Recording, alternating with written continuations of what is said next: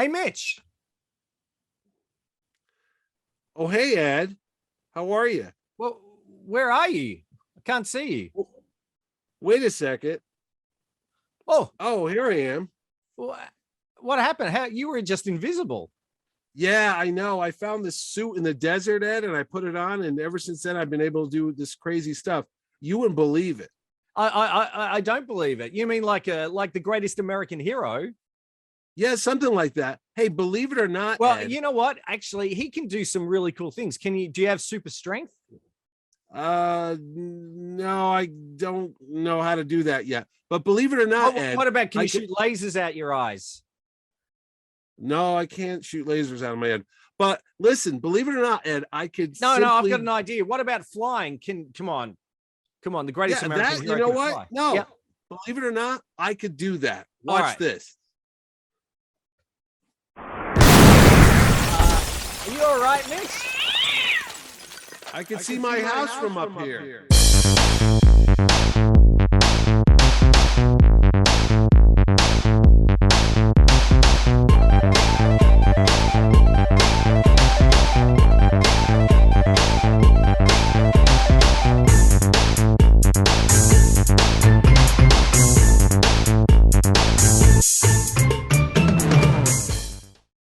Hi, this is Ed Dollister. And this is Mitch Halleck. And welcome to another exciting episode of Mitch and Ed's Excellent Adventure. If it's your first time here, thanks so much for clicking and joining us. If you're a regular viewer, thank you so much for coming back. Hope you enjoy today's topic. But before we begin, if you want to find out a little bit more about the show or get notified when we have a new episode coming, what can you do, Mitch? Oh, Ed, it is as simple as putting a red suit on and flying like Superman by pressing the red button, I believe it's red, on the bottom of your screen. It says subscribe. You will be notified when Ed and I go on another excellent adventure. Plus, you'll become one of our many subscribers, and we will love you to death. And hit the like button too, because why not? Absolutely. And don't forget to comment on the show. We actually answer those things. We do personally. Yeah, it's not a bot. We don't farm that out to our minions. No, and sometimes we're us. sober when we answer them too. But that might just be me. That's so. True. What are we talking about today, Ed? Well, we're heading to 1981 to the TV landscape of Stephen J. Cannell, who is a legend in the world of television. He's a creator and co-creator of many famous TV shows such as 1821 Jump Street, Rockford Files, Silk Stockings, I think as well. Okay, maybe not so famous. Maybe not the best, yeah. But in 1981, he welcomed to the world the greatest American hero. Did you watch this as a youngster? I did. In 1981, there wasn't a lot of superhero shows. Not like today when there's about 50 of them on every day. Back then, there was very few. I mean, we just got rid of the Incredible Hulk TV show, so this was cool. And it was a brand new superhero, one that was not based on a pre-existing comic book or cartoon. It was an all-new adventure. So, yes, I was glued to my set watching the premiere of The Greatest American Hero. And the cool thing, I think, with the show, the premise was it was an everyday person who managed to get these superpowers, but he didn't know how to use them. And it was a huge hit when it came out in 1981, starring William Katt. I suppose William Katt was best known prior to that from Carrie, the movie, where he was Sissy Spacek State, and also Butch and Sundance, the early years. Did you ever watch that? I did see that in the movie theaters actually too, but no, I remember him from a surfing movie. Oh, called like The Big Surf Day or something like it was. I think it was filmed in Australia, maybe, or maybe no. No, I was going to say Big Sunday, but it's not. It's I'm going to put it up right now. Yeah, no, it's a surfer movie, but no, I'd seen him in that picture too, and that was a big deal. And I'm going to go out and say that. Is he in The Big Red One with Mark Hamill and Lee Marvin? Or is that a different guy I'm thinking of with blonde hair? He's got that all-American, blonde hair, blue-eyed look. He was in a couple MASH episodes, or at least one that I could think of right away. Then first year, it was a Christmas episode, and he's in a foxhole, and Alan Alda comes down as Hawkeye in a Santa Claus suit. and he looks up. He's like, and you said there was no Santa Claus, and Hawkeye comes down on a ladder to save the soldiers in a foxhole. That's In a right.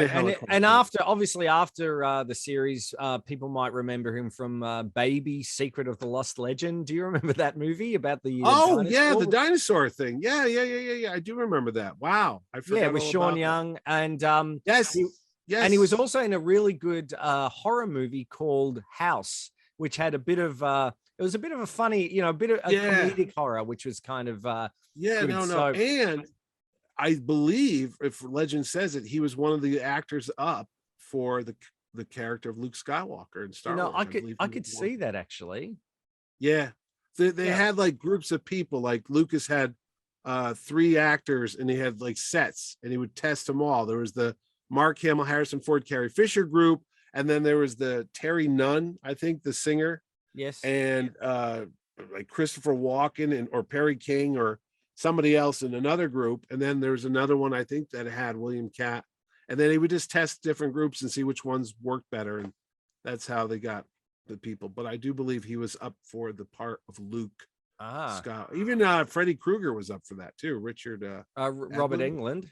Robert England, I'm sorry. That's Yeah. crazy. That's crazy. But the Anyway, we're back to this show. let's here, go but back to Greatest American Hero. So the premise was, Ralph Hinckley. Hinckley. He was originally Ralph Hinckley, but a few months later there was the assassination attempt on Ronald Reagan. Is that correct?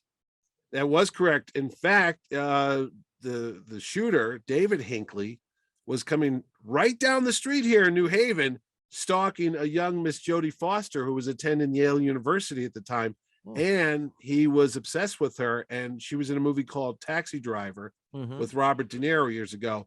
And he was trying to, some weird twisted way, he was acting out the character that De Niro played, where he goes to shoot a presidential figure, a politician, to impress this hooker that was played by Jodie Foster in the movie. So, I mean, the guy had problems to begin with, but sure enough, he goes and he tries to assassinate Ronald Reagan, and he actually severely injured the press secretary, James Brady, in that attempt on the president's life back then. But yeah, because of the name Hinckley, the execs at ABC didn't want to be associated with that. And why would they?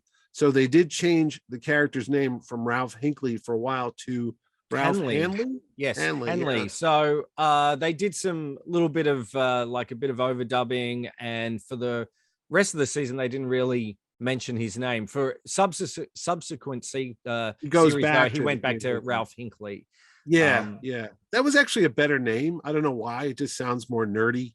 Yeah, and of course he was playing like a special ed teacher, who would go in. He was a bit like Gabe Kaplan in Welcome Back, Kotter. It was a bit of a mashup of a couple of ideas, I think. So he basically took these bunch of rough kids who actually looked like they were in their 30s at the time. But I think they were, because one of them was Michael Paré, who was from Eddie and the Cruisers, and he had to be older than a high school student. Oh yeah. And then the other one was from the show V, Faye Grant.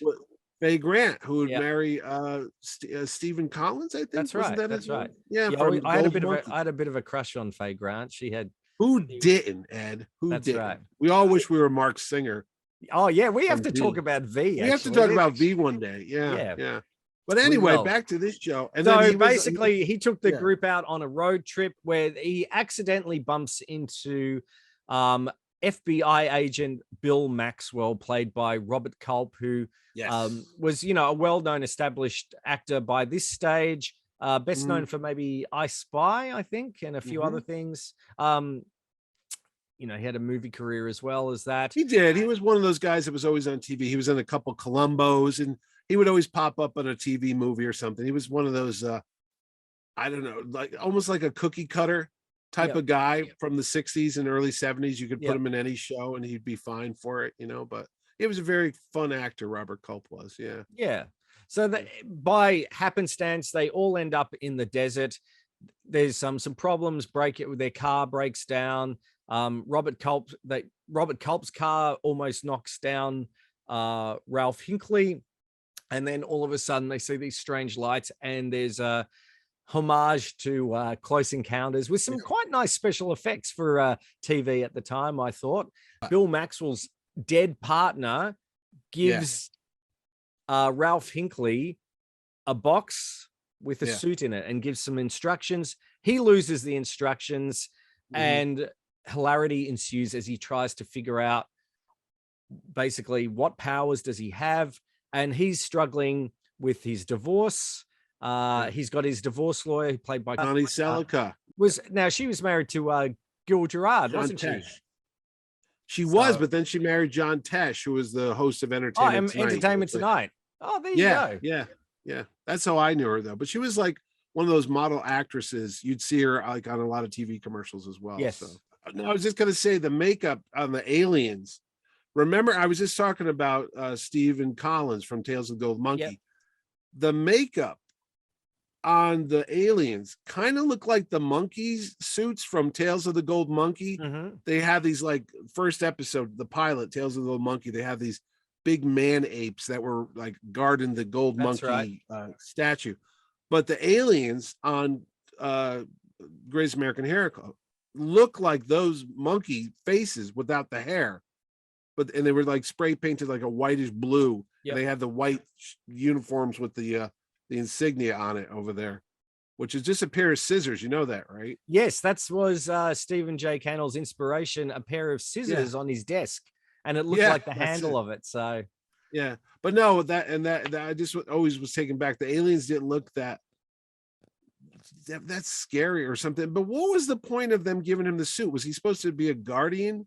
Like a kind of a Green Lantern or something? He was. And if you've watched the pilot episode or the first episode, it's really quite weird because it starts off with this guy in a dune buggy being chased by a bunch of other people in dune buggies. And these people are all in white t-shirts, shaved head, mirrored glasses.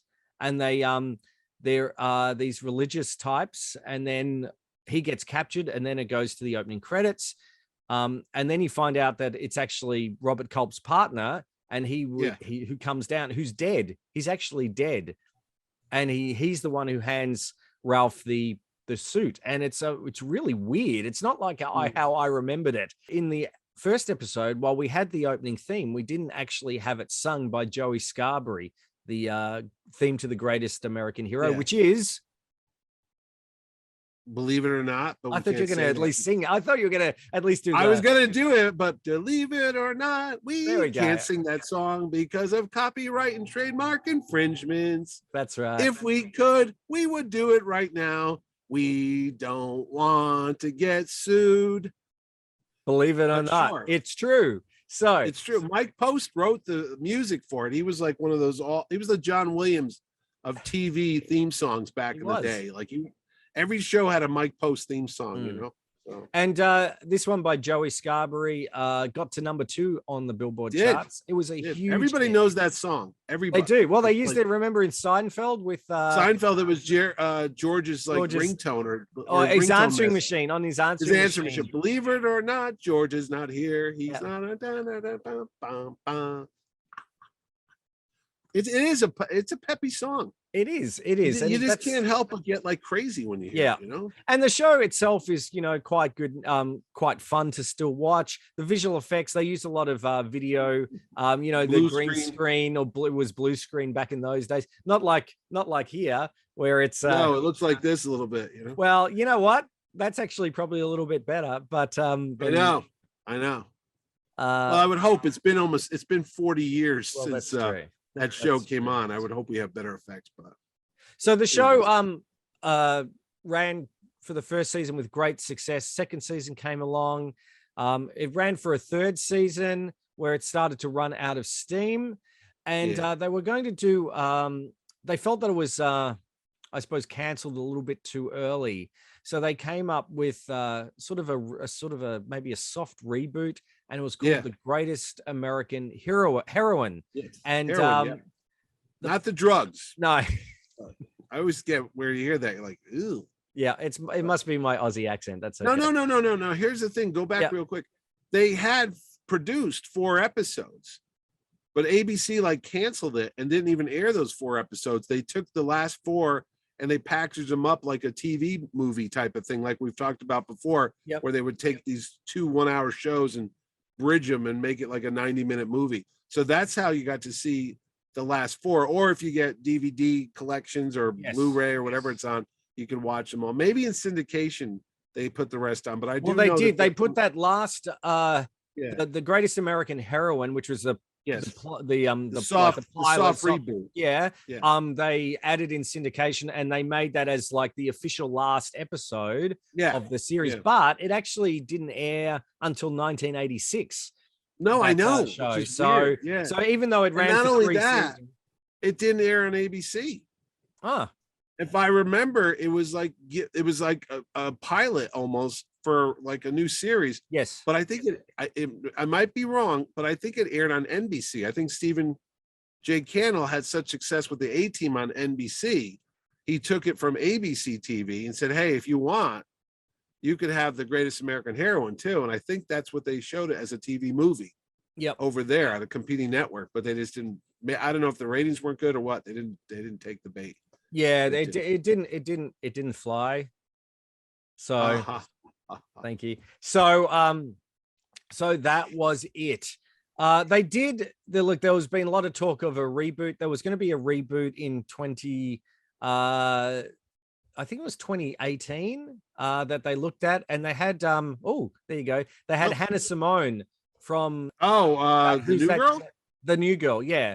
So Hannah Simone was going to be playing the new Greatest American Hero. I did not. Oh, you know what? I do know that. That was in 2008. Was it 2008? Yeah, it was, because I have a story about that. Okay.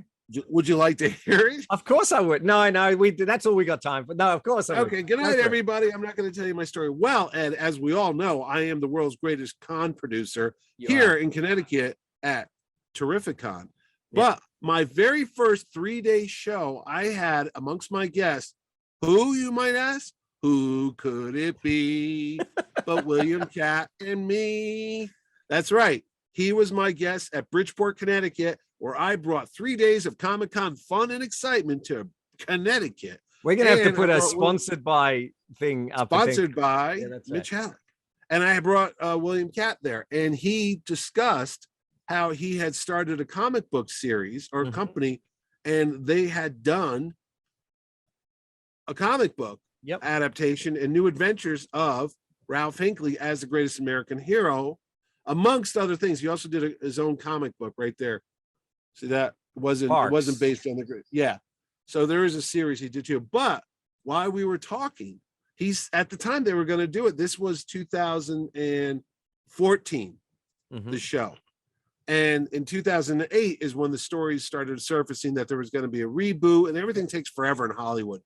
They start talking about it, and by the time you actually see it, it might be years or whatever. Yeah. So when he was at the show, we said, "What's up with that?"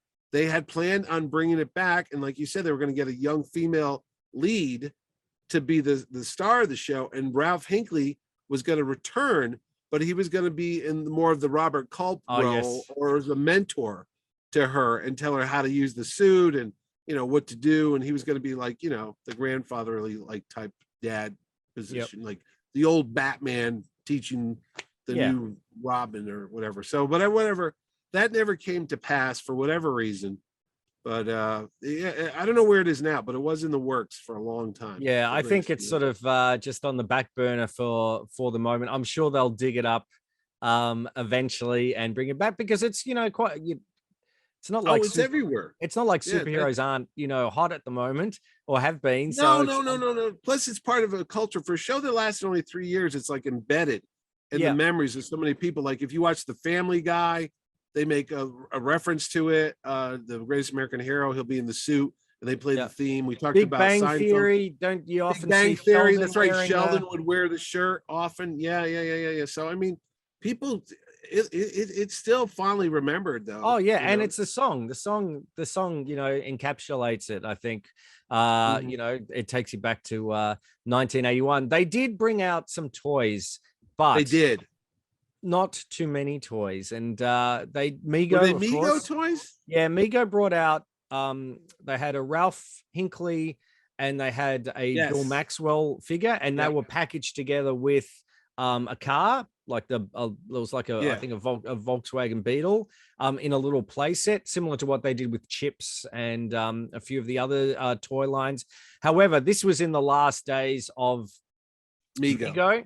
And what happened is they were going to make the 6-inch series, like the old Fonz over there. They did some prototypes and some samples, but it didn't get to market.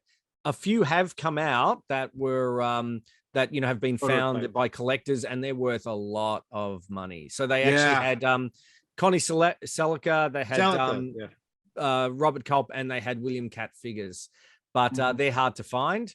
And that's really about it. They did bring out, there's some later on, they brought out, as they do, some sort of like reboot toys or nostalgia. Well, as we always ask the checklist, was there a board game?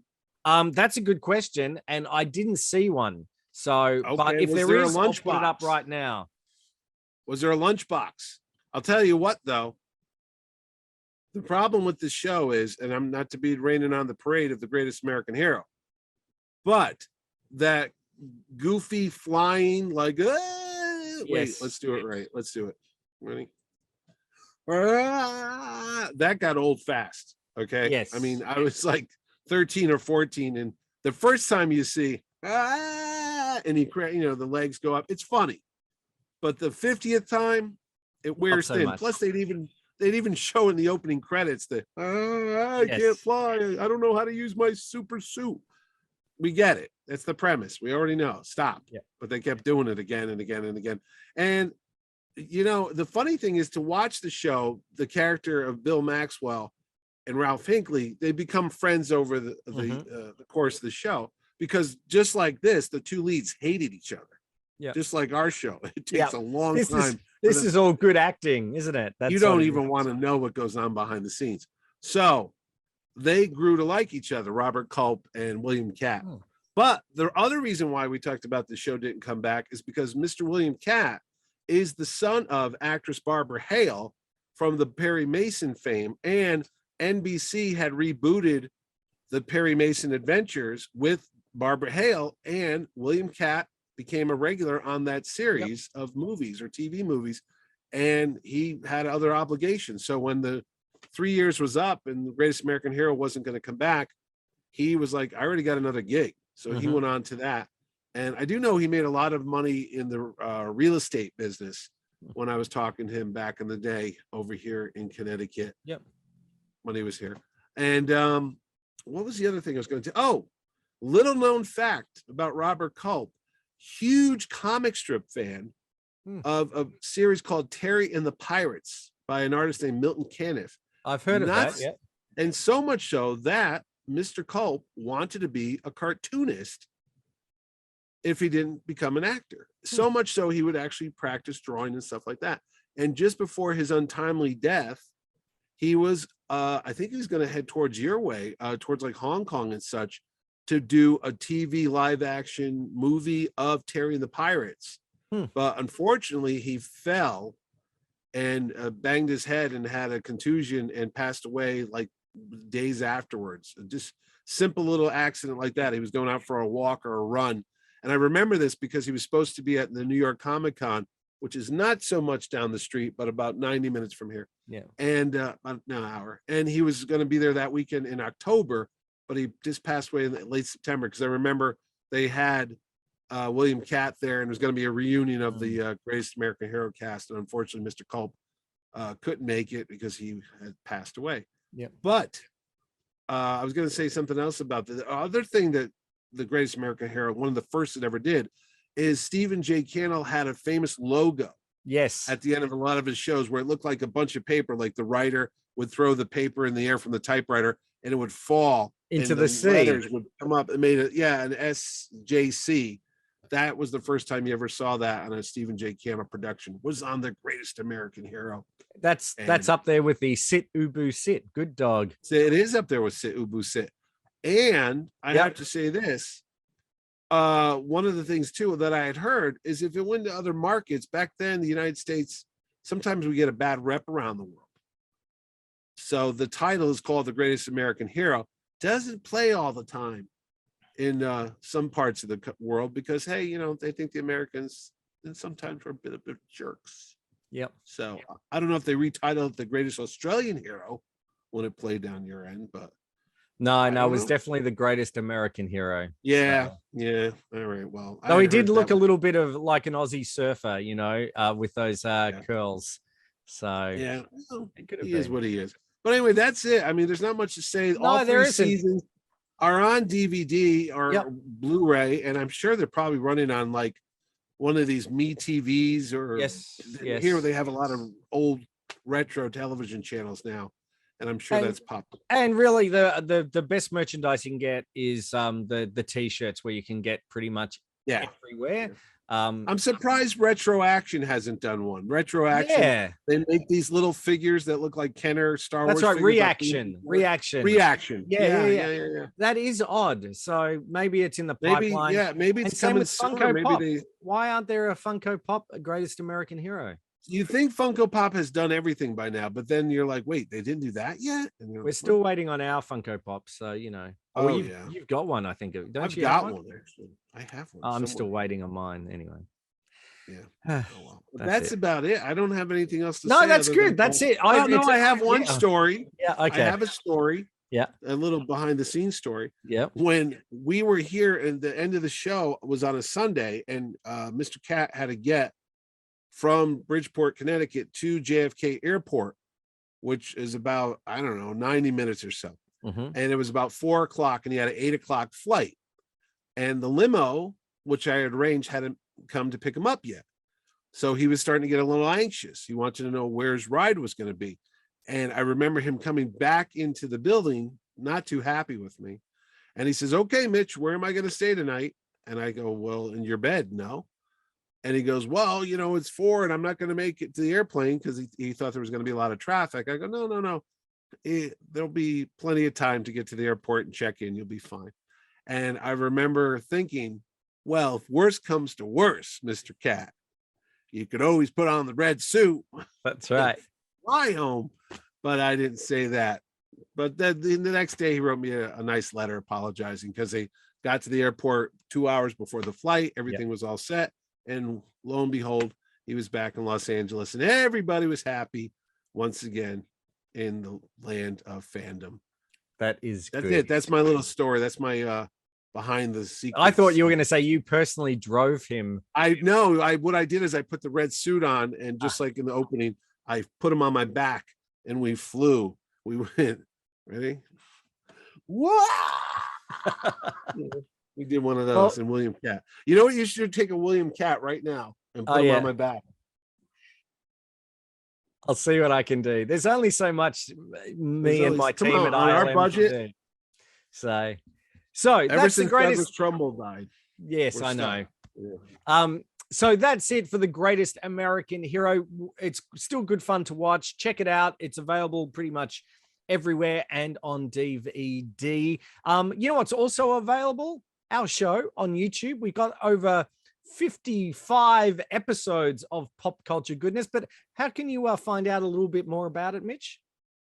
Oh, Ed. It is so simple. A child can do it. In fact, even one of those weird monkey-faced aliens from that other planet who wiped away everyone's memory of the Greatest American Hero in the last episode. The only people who remembered it were Ralph and Bill Maxwell. But you know how you could remember things? By simply hitting the subscribe button on the bottom, and you, even if your mind wipes, you'll get a notification like, I don't know why I subscribed to this thing, but it's telling me to go watch their new show. That's right. And I forgot to say, you know who was wiped as well? His son, he's Ralph Hinckley's son, which he disappeared. He was the one in the opening episode watching Super Friends episode. And that's where Ralph got the idea, going, Batman swinging, Superman flying, Green Lantern. And he never was mentioned. Never. They wrote him out of the show. He's gone. He's there with Chuck Cunningham. Chuck Cunningham, this kid, I don't know. Cousin Oliver. Some of the all those. Spirit Chucker Jones on MASH. He was there one day. The next day he's gone from the show. It's like, wasn't there another doctor here? That's right. So if if next week you see Joe Stuber there instead of Mitch Halleck, you know something's gone horribly wrong. Yeah. Who? So Who? what? What? So signing off for this week. This is Ed Dollister. This is Mitch Halleck. Thanks for watching, and we'll see you next episode. Take care, everyone.